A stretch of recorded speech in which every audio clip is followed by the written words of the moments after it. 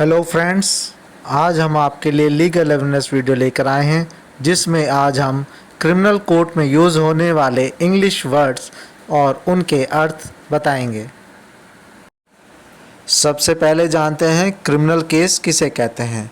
Criminal case यानी फौजदारी आपराधिक मामला, ऐसे कार्य जो कानून की दृष्टि में गैरकानूनी हैं और जिसको करने पर कानून में सज़ा का प्रावधान हो और ऐसे कार्यों से किसी न किसी व्यक्ति के अधिकारों का हनन हुआ हो, ऐसे मामलों को आपराधिक मामला कहते हैं।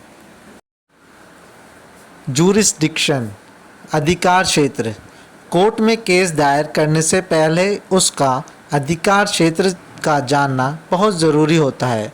हर कोर्ट का भौगोलिक और आर्थिक आधार पर अधिकार क्षेत्र अलग होता है। जिस प्रकार हर पुलिस स्टेशन का अपना अपना अलग अधिकार क्षेत्र होता है। कंप्लेनेंट यानी शिकायतकर्ता, पुलिस स्टेशन या कोर्ट में शिकायत दायर करने वाले व्यक्ति को शिकायतकर्ता कहते हैं।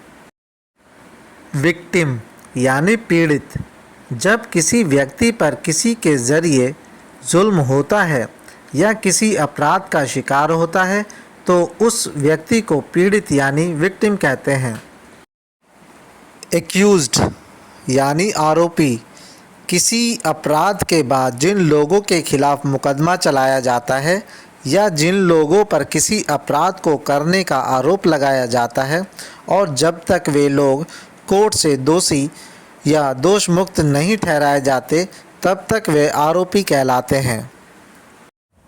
ऑफेंस यानी अपराध, ऐसे कार्य जिनसे किसी के अधिकारों का हनन हुआ हो या उन कार्यों को कहते हैं जिनको करने पर कानून में सज़ा का प्रावधान किया गया है, उन्हें अपराध कहते हैं।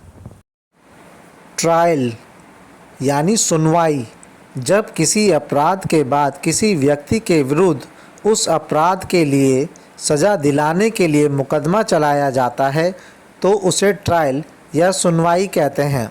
ट्रायल के दौरान आरोपी गिरफ्तार होता है, उसे जमानत मिलती है, गवाहियाँ होती है, बहस की जाती है, यह सब ट्रायल का हिस्सा है या कहें सुनवाई का हिस्सा है। कॉग्निजेबल ऑफेंस यानी संज्ञेय अपराध, संज्ञेय अपराध वह अपराध होते हैं जो गंभीर प्रवृत्ति के होते हैं और जिनमें पुलिस को किसी आरोपी को गिरफ्तार करने के लिए वारंट की आवश्यकता नहीं होती। संज्ञेय अपराध में सज़ा 3 साल से अधिक होती है। नॉन कॉग्निजेबल ऑफेंस यानी असंज्ञेय अपराध, असंज्ञेय अपराध वह अपराध जो निम्न श्रेणी के होते हैं और जिनमें पुलिस को किसी आरोपी को गिरफ्तार करने के लिए वारंट की आवश्यकता नहीं होती। अरेस्ट यानी गिरफ्तार होना, जब किसी व्यक्ति को पुलिस किसी ऐसे कार्य के लिए पकड़ लेती है जो कानून की दृष्टि में अपराध हो, तब कहा जाता है कि पुलिस ने उस व्यक्ति को गिरफ्तार कर लिया है। कई बार कोर्ट भी किसी व्यक्ति को गिरफ्तार कर लेती है। प्रोड्यूस इन कोर्ट यानी कोर्ट में पेश करना, जब पुलिस किसी व्यक्ति को गिरफ्तार कर उस व्यक्ति को कोर्ट के समक्ष पेश करती है या कोर्ट में कोई लिखित या इलेक्ट्रॉनिक सबूत जज साहब के समक्ष पेश किया जाता है तो उसे कोर्ट में पेश करना यानी प्रोड्यूस इन कोर्ट कहा जाता है। जुडिशियल कस्टडी यानी न्यायिक हिरासत, जब कोर्ट किसी व्यक्ति को हिरासत में ले लेती है तो उसे न्यायिक हिरासत कहते हैं। बेलेबल ऑफेंस यानी जमानतीय अपराध, ऐसे अपराध जो ज़्यादा संगीन नहीं होते और जिनमें आरोपी को जमानत आसानी से दे दी जाती है, उसे जमानतीय अपराध कहते हैं। नॉन बेलेबल ऑफेंस, अजमानतीय अपराध, ऐसे अपराध जो गंभीर प्रवृत्ति के होते हैं और जिनमें आरोपी को जमानत आसानी से नहीं दी जाती, उसे अजमानतीय अपराध कहते हैं। एंटीसिपेटरी बेल, अग्रिम जमानत, जब किसी व्यक्ति को ऐसा लग रहा हो कि जल्द ही पुलिस उसे गिरफ्तार कर लेगी, तब ऐसी स्थिति में वह कोर्ट में गिरफ्तार होने से बचने के लिए जमानत याचिका दायर कर सकता है और जमानत ले सकता है, उसे हम अग्रिम जमानत कहेंगे। रेगुलर बेल यानी नियमित जमानत।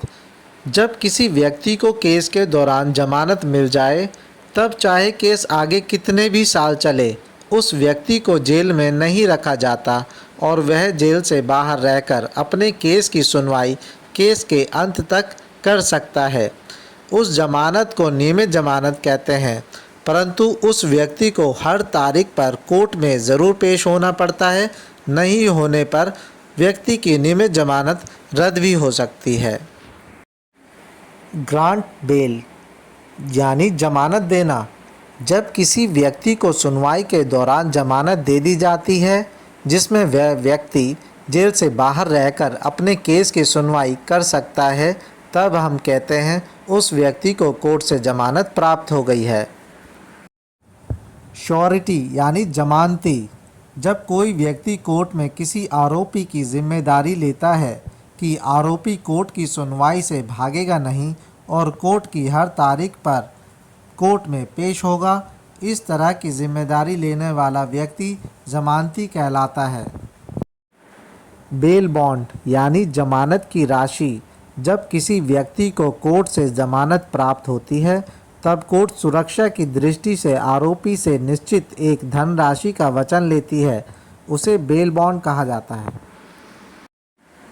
पर्सनल बॉन्ड यानी व्यक्तिगत बंधन। जब किसी आरोपी को जमानत मिलने के बाद आरोपी की जमानत की जिम्मेदारी लेने वाला कोई व्यक्ति ना मिल पा रहा हो, तो ऐसे में कोर्ट उस आरोपी को उस ही के व्यक्तिगत बंधन यानी पर्सनल बॉन्ड पर जेल से छोड़ सकती है। क्वैश प्ली यानी याचिका रद्द करना।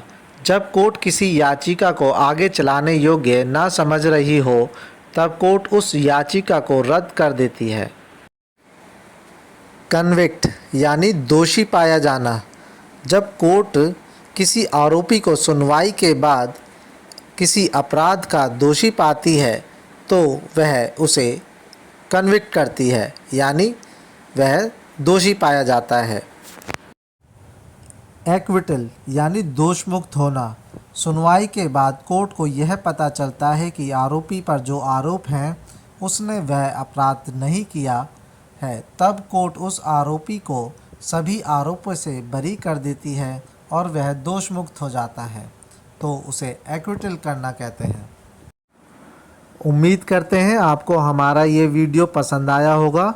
हमारा हौसला बढ़ाने के लिए वीडियो को लाइक करें, शेयर करें और चैनल को सब्सक्राइब करें।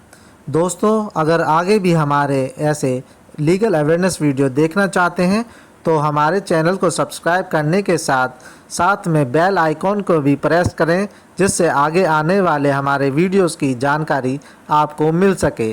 धन्यवाद।